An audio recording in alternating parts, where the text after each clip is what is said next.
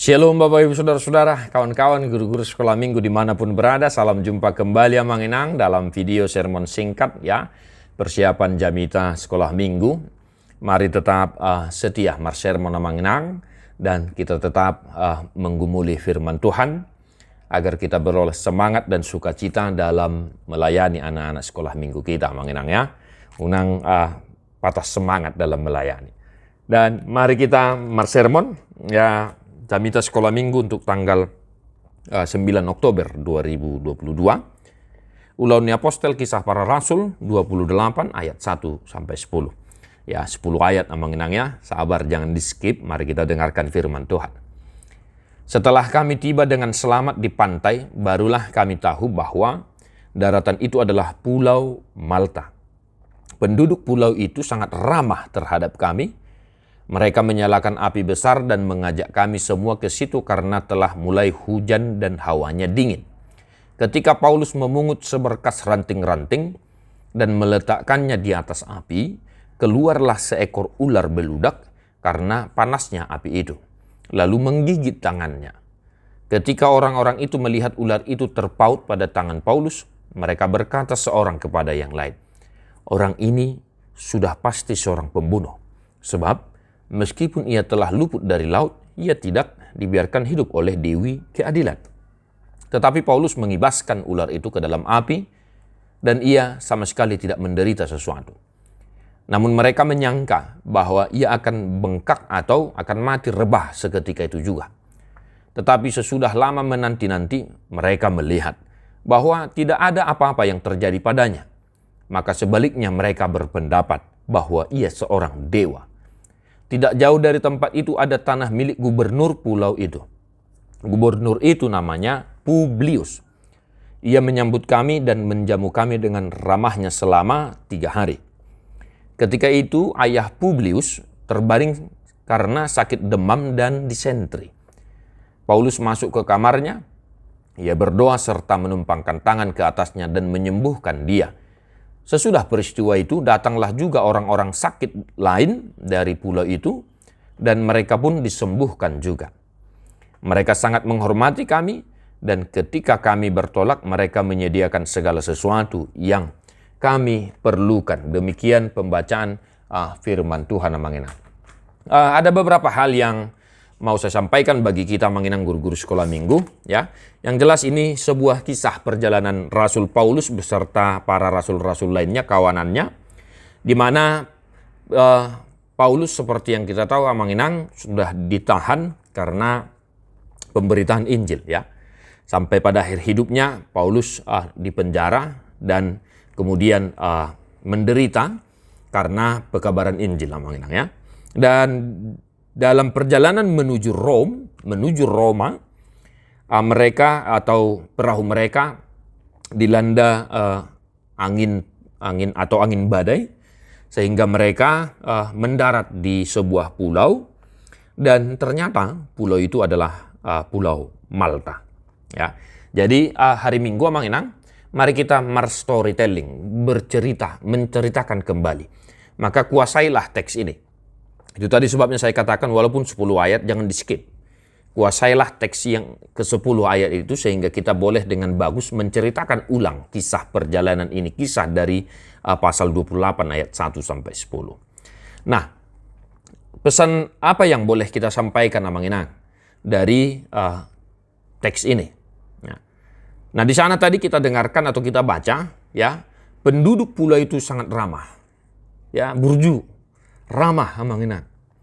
Nah, apakah sifat ramah, sopan, santun masih ada dalam kehidupan kita saat ini?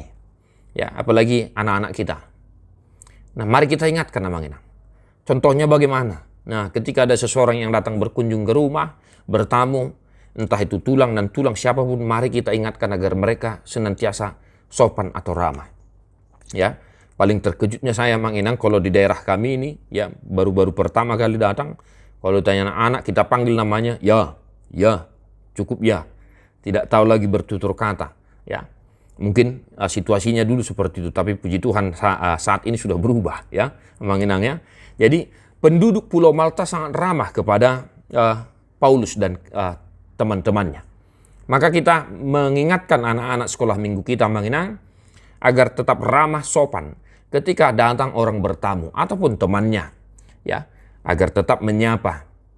Jangan hanya senyum, atau kalau dipanggil ya. Mari kita ajarkan menginang. Ya, kalau tulang ya tulang, amang boru ya amang boru, amang ya amang, inang ya inang. Nah ini agar jangan terkikis dari kehidupan kita menginang ya. Kita ajarkan itu. Mari kita pesankan kepada anak-anak kita.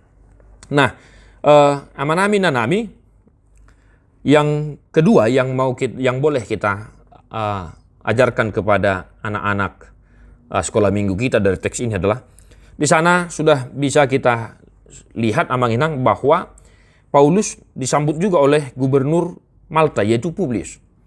Dan di sana Paulus mendoakan ayah Publius yang sedang sakit ya dan sembuh. Nah, mari kita ingatkan anak-anak kita mengenang pentingnya hidup di dalam doa dan begitu berharganya hidup di dalam doa. Dan begitu berkuasanya doa orang-orang benar apabila dengan rajin atau serius dengan tulus hati didoakan, pasti akan berkuasa nenek yang mengenang itu. Doa orang benar apabila dengan yakin didoakan pasti akan sembuh. Berkat Paulus ya, berkat imannya kepada Tuhan, Tuhan bekerja dan menyembuhkan orang-orang sakit yang ia doakan. Maka kita kembali mengingatkan anak-anak kita agar tetap hidup di dalam doa. Ya, mungkin kita sudah melakukan apa yang di sermon-sermon kemarin mengenang ya, yang saya ajak kita untuk membuat list berdoa atau tidak. Coba kita lanjutkan, ya. Coba kita lanjutkan itu. Senin sampai Sabtu. Ya, siapa yang tidak berdoa? Siapa yang berdoa? Ada perubahan tidak?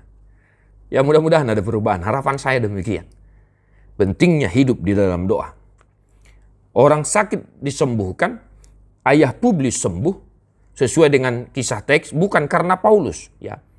Bukan karena Paulus, tetapi karena kuasa Tuhan melalui dirinya yang bekerja sehingga ketika dia berdoa kepada Tuhan, Tuhan berkenan kepada doanya dan orang-orang itu disembuhkan oleh Tuhan.